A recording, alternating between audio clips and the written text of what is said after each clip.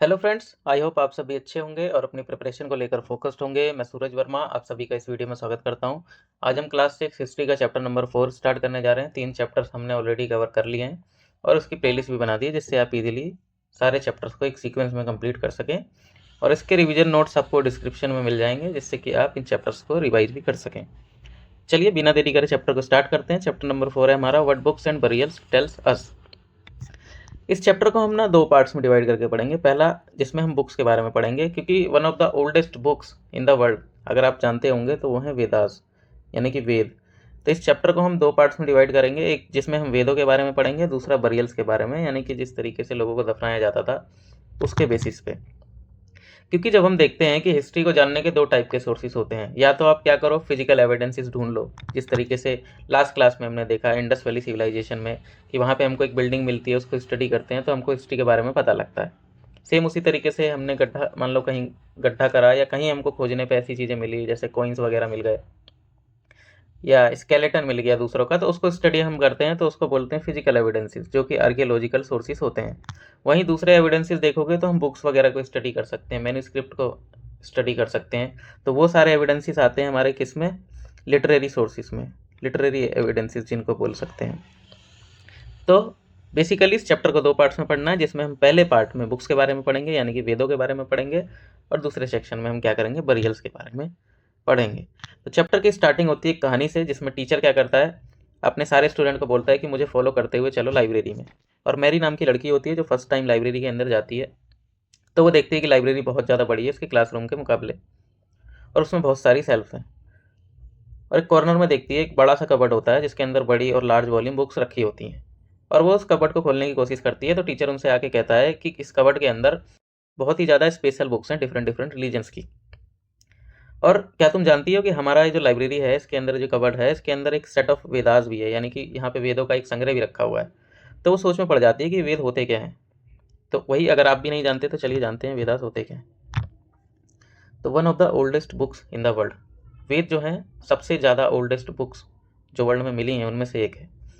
You may heard about the Vedas, आपने वेदों के बारे में सुना होगा, जिसमें से वेद कितने होते हैं, 4। और ये बहुत ज़्यादा एग्जाम के लिए इंपॉर्टेंट है कि इसके नाम हमको याद होने चाहिए। सबसे पुराना ओल्डेस्ट जो वेद है वो है ऋग्वेद, सेकंड नंबर पे आता है सामवेद, थर्ड नंबर पे यजुर्वेद और फोर्थ नंबर पे अथर्ववेद। इसका नाम याद रखना है, ऋग्वेद, सामवेद, यजुर्वेद एंड अथर्ववेद। इसमें से जो ओल्डेस्ट वेद है वो ऋग्वेद है। इसका कंपोजिशन यानी कि इसकी रचना करी थी लगभग 3500 साल पहले। और यहाँ समझने वाली बात यह है कि ऋग्वेद की जब रचना हुई थी लगभग 3500 ईयर्स एगो, उस टाइम पे लिखित रूप में नहीं था। जो ऋषि वगैरह होते थे, जो प्रीस्ट होते थे, वो अपने शिष्यों को क्या करते थे, बोल के याद करवाते थे, मतलब कंठस्थ करवा देते थे चीज़ों को। यहाँ पे जो वेद था, ऋग्वेद था, वो लिखित फॉर्म में नहीं था। ये चीज़ हमको याद रखनी है। The Rigveda includes more than 1000 hymns. और ऋग्वेद जो है हमारा उसके अंदर जो डायलॉग्स यानी कि जो लिखित बाद में लिखा गया इसको, तो जब इसको हम पढ़ेंगे तो हमको पता लगेगा कि इसके अंदर हिम्स की फॉर्म में चीज़ें लिखी हैं, यानी कि प्रार्थना की फॉर्म में लिखी हैं। और इन हिम्स को सुक्त या फिर वेल सेड भी कहते हैं। ये भी एग्जाम के लिए बहुत इंपॉर्टेंट है कि ऋग्वेद के अंदर 1000 से ज़्यादा हिम्स मिलती हैं और जिनको सूक्त या फिर वेल सेड भी बोला जाता है। दीज हिम्स, ये जो प्रार्थनाएं हैं, are in praise of various gods and goddess. ये प्रार्थनाएं बहुत सारे गॉड और गॉडिस के लिए लिखी हुई है। और इनमें से कौन कौन से गॉड्स इंपॉर्टेंट हैं, जैसे अग्नि जिसको गॉड ऑफ फायर बोलते थे, इंद्र जिसे गॉड वॉरियर गॉड बोलते थे, एंड सोम जो कि एक स्पेशल टाइप का प्लांट था जिससे एक स्पेशल ड्रिंक बनाई जाती थी। तो यहाँ आपसे सवाल पूछ सकता है कि जो वेद है ऋग्वेद, उसके अंदर कौन कौन से गॉड्स की व्याख्या मिलती है, किन किन गॉड्स के बारे में बोला गया है। तो इसमें याद रखना है अग्नि, इंद्र और सोम के बारे में यहाँ पे हिम्स लिखी हुई हैं। और ये हिम्स जो थी ये कंपोज करी थी सेजिस ने या फिर ऋषिज ने। और प्रीस्ट जो थे, जो पुरोहित होते थे, वो क्या करते थे, अपने स्टूडेंट को रिसाइट और मेमोराइज करवाते थे, यानी कि बोल के और उनको पूरा वर्ड बाय वर्ड याद करवाते थे। Each syllable, word, sentence, bit by bit, बिल्कुल as it is with a great care. यानी कि गुरु क्या करता था, मुंह से बोलता था और जो शिष्य होते थे वो सुनते थे और उसको तुरंत एज इट इज़ याद कर लेते थे। यानी कि एक तरह का ओरल ट्रेडिशन चल रहा था इस टाइम पे। चलिए आगे बढ़ते हैं। A few were composed by women, अच्छा sorry, most of the hymns were composed and learned by man. ज़्यादातर जितने भी हिम्स हमको देखने को मिले, जो भी 1000 से ज़्यादा थे, उसमें से ज़्यादातर पढ़ाए और सुने, पढ़े जाते थे किसके द्वारा, मैन के द्वारा। उसमें से बहुत कमी है जिसको वुमेन ने भी कंपोज करा है। तो अगर ऐसा सवाल आ जाए कि वुमेन ने कंपोज नहीं करा, तो ये भी आंसर गलत है, क्योंकि कुछ जो है वुमेन ने भी कंपोज कर रखा है। ऋग्वेद इज एन ओल्ड और वैदिक संस्कृत, और ऋग्वेद जिस भाषा में लिखा है वो है वैदिक संस्कृत। जो आज के समय पे हमारे स्कूल्स में संस्कृत पढ़ते हैं, ये वैदिक संस्कृत उससे अलग है। तो ये भी आपसे पूछा जा सकता है ऋग्वेद कौन सी भाषा में है, तो याद रखना वैदिक संस्कृत। और ये संस्कृत डिफरेंट है जो कि आज के हम स्कूल डेज में पढ़ते हैं। आगे बढ़ते हैं। तो बुक्स जो कि आज हम बुक्स वगैरह पढ़ते हैं, ये हमको रिटर्न और प्रिंटेड फॉर्म में मिलते हैं। बट जो ऋग्वेद था वो रिसाइटेड करा जाता था और हर्ड करा जाता था, यानी कि इसको उच्चारण किया जाता था, बोला जाता था और सुना जाता था, रेदर देन रीड पढ़ने के अलावा।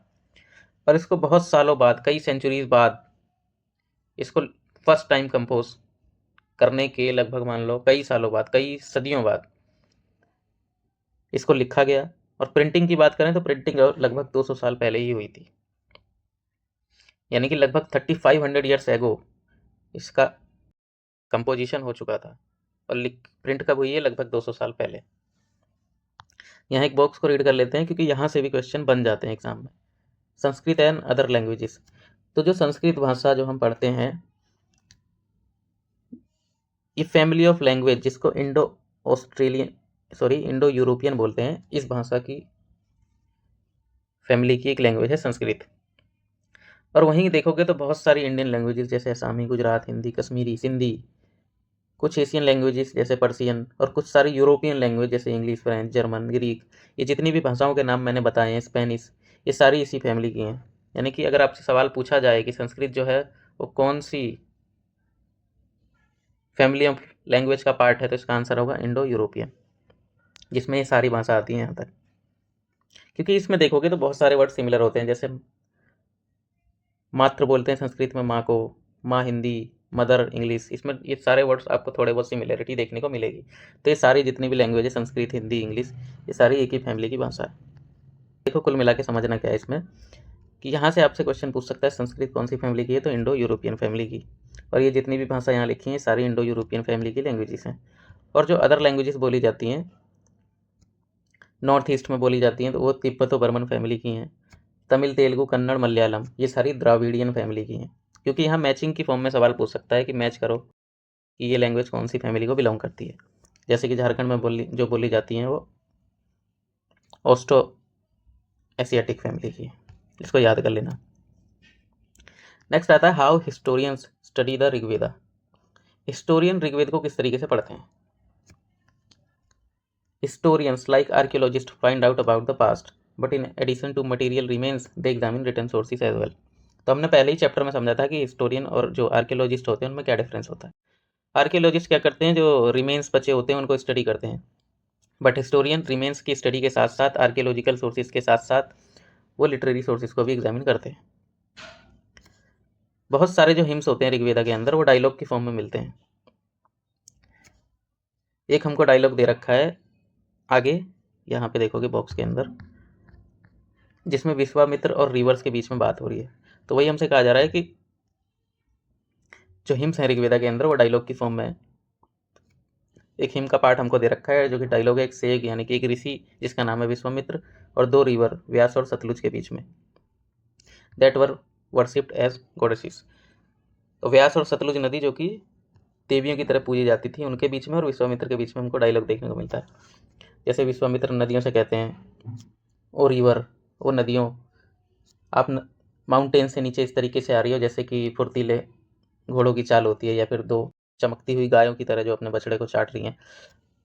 मतलब ये गाय को कंपेयर कर रहा है किससे? घोड़े से और गाय से। सॉरी, नदियों को कंपेयर कर रहा है घोड़े से और गाय से। ये move like chariots to the sea through the power of Indra. तुम बिल्कुल जैसे घोड़े का रथ होता है उसकी तरह ट्रैवल कर रही हो और समुद्र में मिलने को तैयार हो। तो नदियाँ कहती हैं कि हाँ, हम फुल ऑफ वाटर हैं और हमारा जो गॉड ने पाथ बना रखा है हम उसी पे चलते हैं, और एक बार हम चल गए तो हम स्टॉप नहीं हो सकते। तो आप हमसे क्यों प्रेयर कर रहे हो? तो विश्वामित्र उनसे कहते हैं, हो सिस्टर, ओ सिस्टर्स, ओ बहनों, मेरी बात को सुनो, मुझ गायक की प्रार्थना सुनो। क्योंकि ये रथ लेके जा रहे होते हैं तो ये कहते हैं कि let your waters not rise above our axles, जो हमारे रथ के पहिए हैं उसके एक्सेल से ऊपर पानी ना जाए, जिससे कि हम इजीली क्रॉस कर सके। तो रिवर्स कहती हैं कि हाँ, हमने तुम्हारी प्रेयर सुन ली है, आप क्रॉस कर सकते हो सेफली। तो ये दोनों के बीच में एक डायलॉग दे रखा है, विश्वामित्र और रिवर के बीच में। अब हिस्टोरियंस यहाँ से क्या क्या चीज़ें पॉइंट आउट करते हैं वो समझना कि ये जो हिम्स हमको सुनने को मिली, ये ऐसे एरियाज में होंगे जहाँ पे ये रिवर्स फ्लो करती हैं। और ये रिवर्स कहाँ फ्लो करती हैं? नॉर्थ वेस्ट में इंडिया के। और ये जो ऋषि थे ये ऐसी सोसाइटी में रहते थे जहाँ पे हॉर्सेस और काउस, जिनके बारे में यहाँ एक्सप्लेनेशन दिया है, वो बहुत ज़्यादा वैल्यूड एनिमल थे। इसीलिए उन्होंने नदियों को क्या करा? इनसे कंपेयर करा। Other rivers specially the Indus and it's tributaries, इसकी ट्रिब्यूटरीज कौन कौन सी थी इंडस की? याद है आप लोगों को? Jhelum, Chenab, Beas, Ravi, Sutlej and the Saraswati are also named in the hymns. The Ganga and Yamuna are named only once. अब देखिए यहाँ से क्वेश्चन किस तरीके से बन सकता है। यहाँ से क्वेश्चन बनाने का तरीका ये है कि आपसे पूछा जाएगा कि जो ऋग्वेद है उसके अंदर कौन कौन सी नदियों का उल्लेख है, या फिर ये भी पूछ सकता है कि इनमें से कौन सी नदी है जिसका उल्लेख उसके अंदर नहीं है। तो जब हम देखेंगे तो इंडस और उसकी ट्रिब्यूटरीज, जिसमें ब्यास और सतलुज के बारे में तो यहाँ साफ दिख रहा है हमको कि ब्यास और सतलुज से बातें कर रहे हैं विश्वामित्र। तो इंडस और उसकी ट्रिब्यूटरीज के बारे में यहाँ पे एक्सप्लेनेशन हमको मिलती है। उसके साथ साथ सरस्वती नदी का भी उल्लेख आया है इन हिम्स के अंदर, और गंगा और यमुना का भी आया है एक एक बार।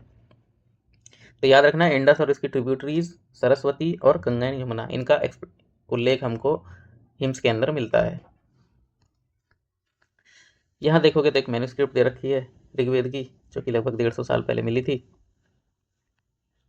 और ये अभी पुणे और पुणे महाराष्ट्र के अंदर आप देख सकते हो एक लाइब्रेरी के अंदर। नेक्स्ट आते हैं कैटल, हॉर्सेस एंड चैरियट्स।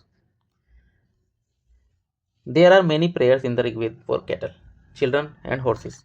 बहुत सारी प्रेयर्स हमको मिलती हैं ऋग्वेद के अंदर, किसके लिए? कैटल्स के लिए, children specially son and horses.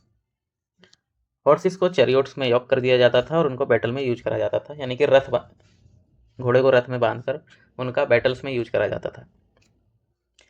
अब सवाल ये आता है कि जो बैटल करते थे वो किस चीज़ के लिए करते थे? Why battle?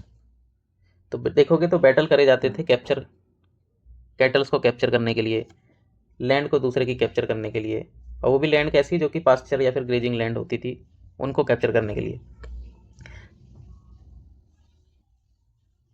और ऐसी लैंड जहाँ पे कल्टीवेशन करना आसान हो, जहाँ पे क्रॉप्स जल्दी राइपेंड हो जाएं, ऐसी चीज़ें उगाने के लिए। और कुछ बैटल्स जो थे वो पानी के लिए और लोगों को कैप्चर करने के लिए किए जाते थे। तो ये कुछ रीजंस थे कि वॉर क्यों उस टाइम पे लड़ी जाती थी। तो इम्पोर्टेंस देखोगे तो यहाँ पे आपको कैटल्स की इंपॉर्टेंस ज़्यादा देखने को मिलेगी, कि दूसरे के कैटल्स को कैप्चर कर लिया, ऐसी लैंड को कैप्चर करा जहाँ पे कैटल्स क्या करें? ग्रेजिंग कर सकें आसानी से। उसके साथ साथ लोगों को कैप्चर करने के लिए और पानी, इन चीज़ों के लिए लड़ाइयाँ करी जाती थी। और जो भी वेल्थ मिलती थी वो लीडर कुछ प्राइस को दे दी जाती थी और बाकी लोगों में बांट दी जाती थी। मतलब जो भी ये लोग जीत के आते थे उनको आपस में बांट लेते थे। जो लीडर था वो अपने पास रख लेता था, उसमें से कुछ था प्राइस को दे देता था और बाकी लोगों के बीच में बांट दिया जाता था। कुछ वेल्थ उसका यूज करा जाता था यज्ञ करने के लिए, यानी कि ये लोग सेक्रीफाइसेस भी करते थे। यानी सेक्रीफाइस या यज्ञ का मतलब था कि आग के अंदर आहुति डालना। आग के अंदर अब चाहे घी डालें, तेल डालें, चाहे ग्रेन्स यानी कि, और कुछ केसेस में लोग एनिमल्स वगैरह को भी आहुति दिया करते थे यज्ञ में।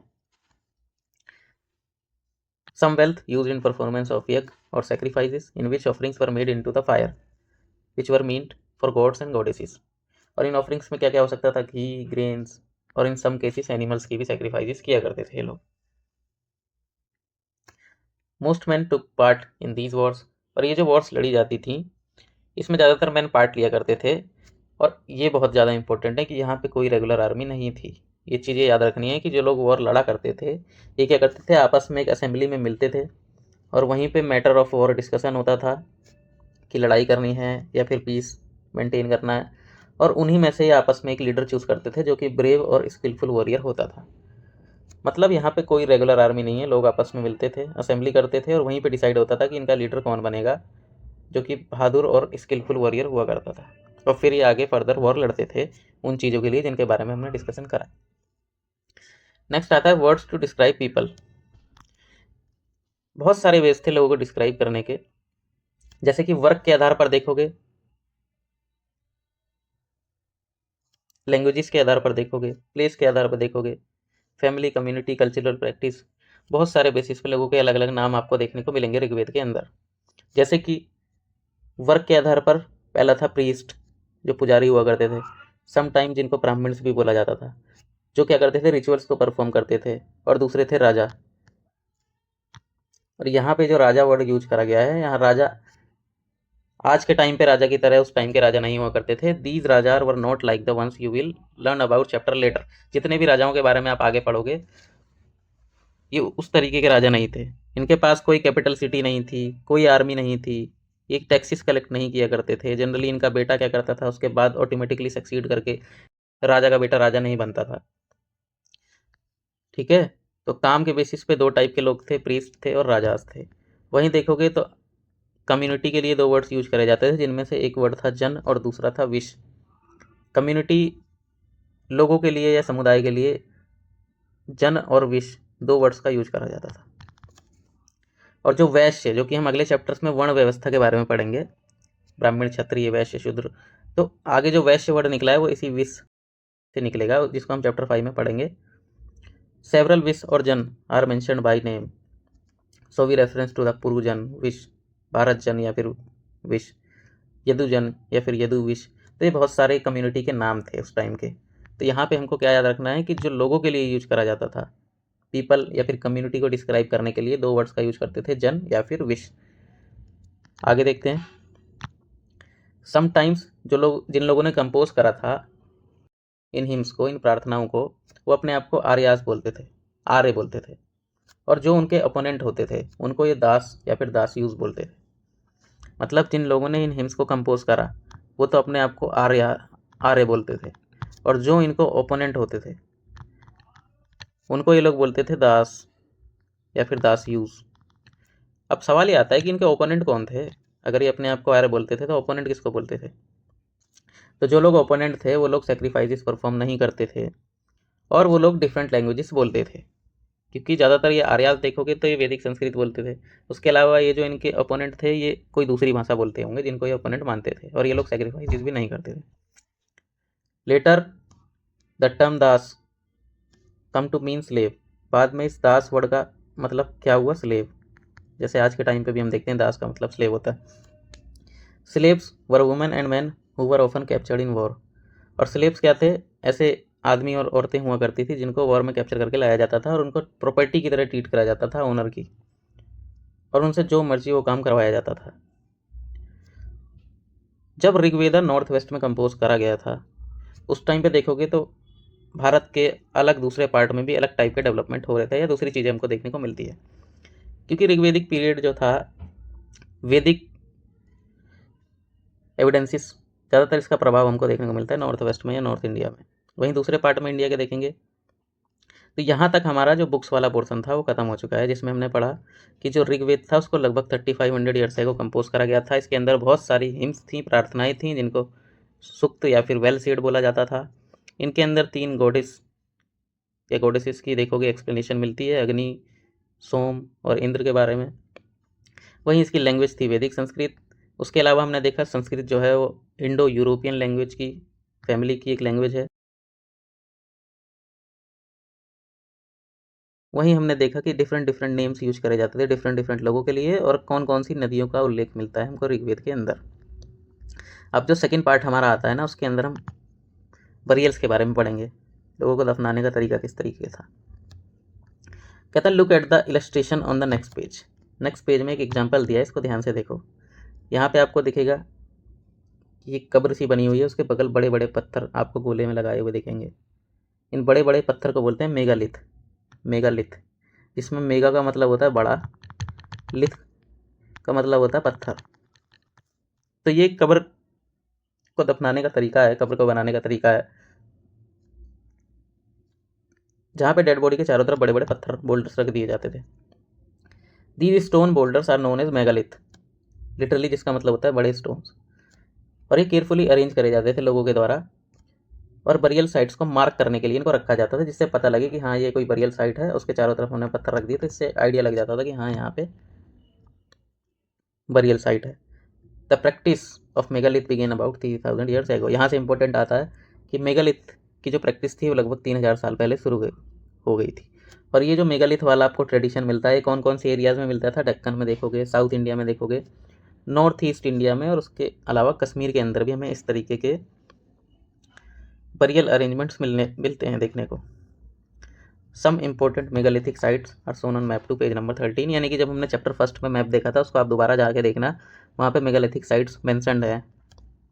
While some megalithic sites can be seen on surface, other megalithic burials are often underground. तो ये मेगालिथ्स कुछ आपको सरफेस पे देखने को मिलेंगे और कुछ ऐसे हैं जो अंडरग्राउंड ज़मीन के अंदर भी देखने को मिलते हैं। Sometimes archaeologist find a circle of stone boulders और a single large stone standing on the ground. कभी कभी ऐसा होता था कि ये जो बरियल साइट है इसके चारों तरफ स्टोन देखने को मिलते थे और कभी कभी ऐसा होता था कि एक बड़ा सा स्टोन ग्राउंड पे ऐसे ही खड़ा है। These are the only indication that there were burials beneath. जैसे आज के टाइम पे भी आपने देखा होगा कि लोगों की डेड बॉडी को दफन कर दिया जाता है, उसके बाद ऐसे एक पत्थर का बड़ा सा लगा के उस पर लिख देते हैं कि ये फला फला इसका डेड बॉडी है, बर्थ रेट है, डेथ रेट है। तो उस तरीके से ये लोग आइडेंटिफाई करने के लिए उस टाइम पे बड़े बड़े पत्थरों को रखते थे। यहाँ पे एक क्वेश्चन आपसे पूछ रहा है कि बताओ अगर आप उस टाइम पे होते तो आप कौन कौन सी चीज़ों को परफॉर्म करते। सबसे पहले क्या करते, तो सबसे पहले आप फाइंड करते सूटेबल स्टोन्स को। उसके बाद दूसरे नंबर पे आप क्या करते, जो बड़े बड़े बोल्डर्स हैं उनको टुकड़ों में तोड़ते। फिर आप थर्ड नंबर पे सेव करते स्टोन्स को। चौथे नंबर पे आप क्या करते, इसको ट्रांसपोर्ट करके ले जाते। फिफ्थ नंबर पे आप ज़मीन के अंदर गड्ढा करते। वहीं देखोगे तो सिक्स्थ नंबर पे आप डेड बॉडी को दफना देते। और सातवें नंबर पे उसके बाद आप उन सारी चीज़ों को रख देते। आगे बढ़ेंगे तो हमसे कहा जाता है all these burials have some common features. जितने भी हमको ये बरियल्स मिलते हैं इसके अंदर कुछ कॉमन फीचर्स देखने को मिलते हैं, जैसे कि डेड बॉडी जो थी उनके पास हमको कुछ पॉट्स देखने को मिलते थे जो कि जिसको बोलते थे black and red ware. Also found are some tools and weapons of iron. कुछ बहुत सारे हमको टूल्स भी मिलते थे आयरन के, और sometimes skeletons of horses, horse equipment और ornaments of gold and stone. यानी कि ये जो भी कब्रें दफनाई हुई होती थी उसके आसपास हमको क्या चीज़ें मिलती थी, कुछ पॉट्स मिलते थे जिनको एक black and red where pot बोलते थे। और यहाँ पे एक चीज़ समझने वाली है कि इस टाइम पे आयरन की डिस्कवरी हो चुकी थी,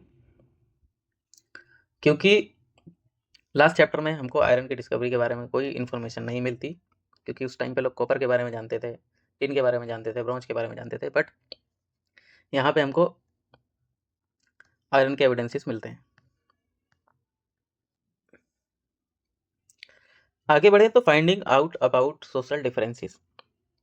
आपने एक चीज़ नोटिस करी होगी कि जब हम बरियल्स को स्टडी कर रहे हैं तो हमको बहुत सारी चीज़ें पता लग रही हैं कि उस टाइम पे लोग आयरन का यूज किया करते थे, स्टोन के गोल्ड के ऑर्नामेंट्स देखने को मिलते हैं, हॉर्सेस उस टाइम पे बहुत ज़्यादा इंपॉर्टेंट हुआ करते थे। वहीं जब हम देखेंगे तो हमको इन बरियल्स को स्टडी करने के बाद ये भी पता लगता है कि उस टाइम पे सोशल डिफरेंसेस हुआ करते थे। जैसे archaeologist think that objects found with a skeleton probably belong to the dead person, कि जो भी ऑब्जेक्ट्स उस डेड पर्सन के पास मिले हैं वो उसी इंसान को बिलोंग करते होंगे। Sometimes more objects are found in one grave than in other. अब होता क्या था कि कुछ कब्रें ऐसी होती थी जहाँ पे हमको बहुत सारे ऑब्जेक्ट्स मिलते थे, जैसे सोने चांदी के बर्तन मिल गए, है ना, उसके साथ साथ महंगी महंगी चीज़ें मिल गई। और कुछ ऐसे होते थे जो कि गरीब इंसान हुआ करते होंगे जहाँ पे हमको बहुत कम ऑब्जेक्ट्स मिलते थे या फिर चीप ऑब्जेक्ट्स देखने को मिलते थे। Find Brahmagiri on map 2 page number 13। आपको पहले चैप्टर में जाके एक बार और मैप को स्टडी करना है, क्योंकि वहाँ पे आपको मेगालिथिक साइट्स के बारे में जो भी इन्फॉर्मेशन मिली है उसको आपको देखना है घर जाके।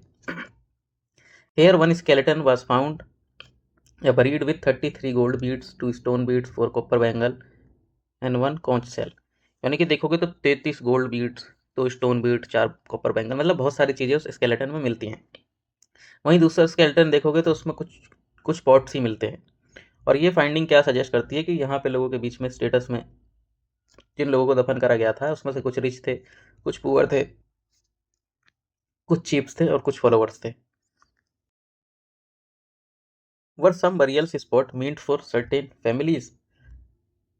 हमसे अब ये पूछा जा रहा है कि क्या ऐसा हो सकता है कि कुछ बरियल्स स्पॉट ऐसे होते थे जहाँ जो कि पूरी फैमिली के लिए बने होते थे। तो इसका आंसर है yes. Sometimes megaliths contain more than one skeleton. कई बार हमको मेगालिथ्स के अंदर जो बरियल साइट्स हैं वहाँ पे एक से ज़्यादा स्केलेटन मिले हैं। यही इंडिकेट करता है कि ये लोग क्या करते होंगे, सेम फैमिली को बिलोंग करते हैं। पर ऐसा नहीं है सेम फैमिली के हैं तो एक साथ ही सबको दफन कर दिया।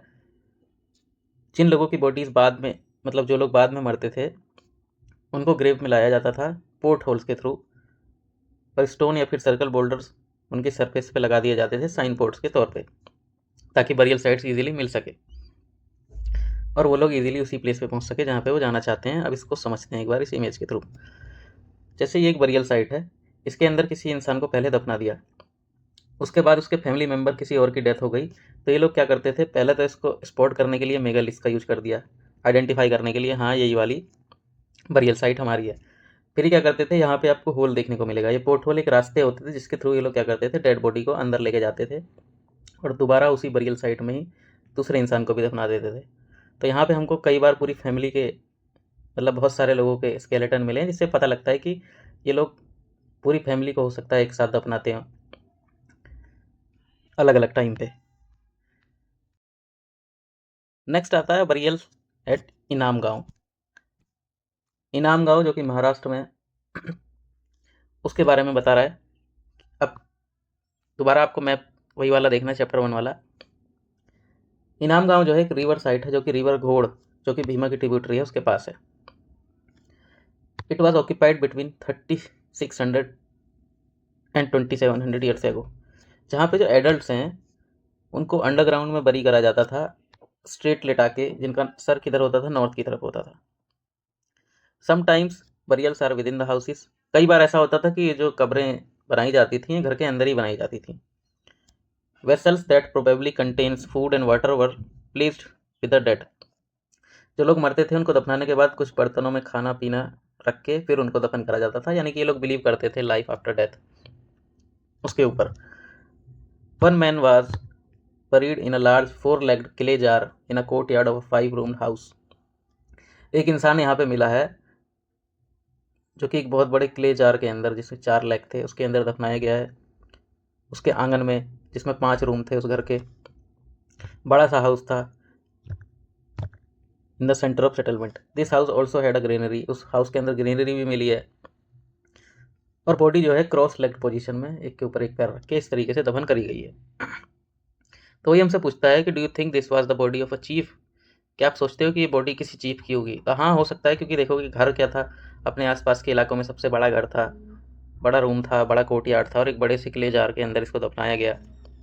ग्रेनरी के अंदर अनाज मिले हैं, तो जरूरी हो सकता है कि ये किसी चीफ की बॉडी होगी। नेक्स्ट आते हैं ऑक्यूपेशंस एट इनाम गांव। इनाम गांव के लोग करते क्या थे? आर्कियोलॉजिस्ट को बहुत सारे सीड्स मिले हैं, जैसे wheat, barley, rice, pulses, millets, peas, sesame, और बहुत सारे एनिमल्स के बोन भी मिले हैं। और एनिमल्स की बोन्स पे कट मार्क्स भी हैं, जिससे पता लगता है कि ये लोग उसको फूड की तरह कंज्यूम करते थे। जिसमें cattle, buffalo, goat, sheep, dog, horse, ass, pig, sambar, spotted deer, blackbuck, antelope, ये सारे जानवरों के नाम हैं। Besides birds, crocodile, turtle, crab, and fish, there is evidence that fruits such as bear, amla, jamun, dates, and a variety of berries were collected। यानी कि इनका occupation क्या था कि ये लोग हंटिंग भी किया करते थे, गैदरिंग भी किया करते थे, उसके साथ साथ फार्मिंग भी किया करते थे। ये हमको यहाँ से पता लगता है। एक बॉक्स यहाँ छूट गया, इसको पढ़ते हैं। What skeleton studies tell us. Skeleton की स्टडी हमको क्या बताती है?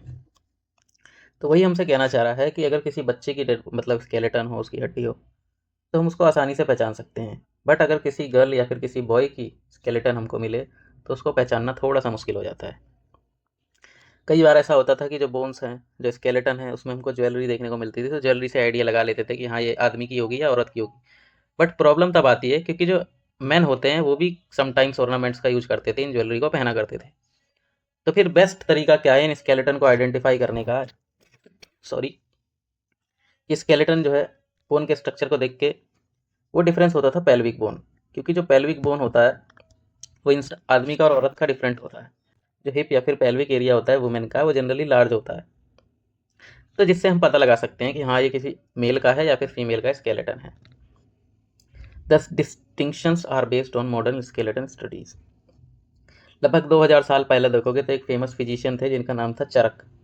उन्होंने एक बुक लिखी मेडिसिन के ऊपर जिसका नाम था Charak Samhita. There he states that the human body has 360 bones. उस टाइम इन्होंने चरक संहिता में ये लिखा था कि ह्यूमन बॉडी के अंदर 360 हड्डियाँ होती हैं, जो कि बहुत ज़्यादा हैं। आज के टाइम की जो हम 206 पढ़ते हैं, 200 के आसपास पढ़ते हैं, उससे बहुत ज़्यादा हैं। Charak arrived at this figure by counting the teeth, joints and cartilage. तो चरक ने हो सकता है कि टीथ, जॉइंट्स और कार्टिलेज को भी इसमें काउंट कर लिया हो।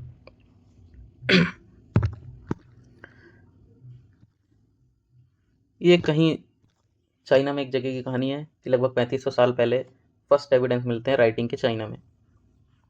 These writings were on animal bones, और ये राइटिंग्स किस पे लिखी हैं? जानवरों की हड्डियों के ऊपर। These are called oracle bones. इनको ओरेकल बोन्स बोला जाता है, जिन बोन्स के ऊपर ये राइटिंग्स हमको मिली हैं, क्योंकि इन बोन्स का यूज क्या करा जाता था? फ्यूचर को जानने के लिए किया जाता था। किंग, राजा वगैरह जो होते थे, वो क्या करते थे? इन हड्डियों के ऊपर कुछ ना कुछ लिख देते थे कि क्या मैं इस वॉर में जीतूंगा, क्या इस साल फसल अच्छी होगी, क्या मेरे बच्चे होंगे, मतलब इस टाइप के क्वेश्चंस उस पर लिख दिए जाते थे।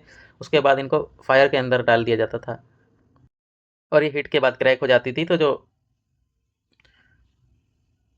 फ्यूचर बताने वाले लोग थे, वो क्या करते थे? इन क्रैक्स को स्टडी करके फ्यूचर को प्रेडिक्ट करते थे। These kings lived in palaces in cities. ये शहरों में रहते थे राजा, बड़े बड़े पैलेसिस में। बहुत लार्ज वास्ट क्वांटिटीज़ थी इन पे वेल्थ की। लार्ज ब्रॉन्ज वेसल्स थे। However they don't know the use of iron. हालांकि ये लोग आयरन के यूज के बारे में नहीं जानते थे। तो यहाँ से हमको बेसिकली ये समझ में आता है कि ये लोग ओरेकल बोन्स का यूज करते थे। सबसे पहले जो एविडेंसेस हमको राइटिंग के मिलते हैं, वो सबसे पहले एविडेंसेस चाइना से ही मिलते हैं, ठीक है। और ओरेकल बोन्स का यूज करके फ्यूचर को प्रिडिक्ट किया करते थे। तो ये चैप्टर लगभग खत्म हो चुका है। बाकी एक बार देख लेते हैं। जैसे सूक्त, सूक्त का मतलब होता है वेल सेड।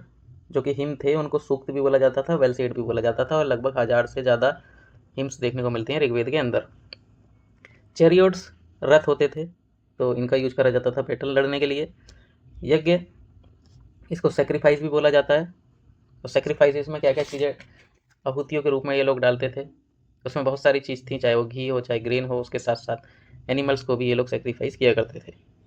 दास का मतलब स्लेव, और मेगालिथ जो है बड़े बड़े स्टोन बोल्डर्स को बोला जाता है, ठीक है।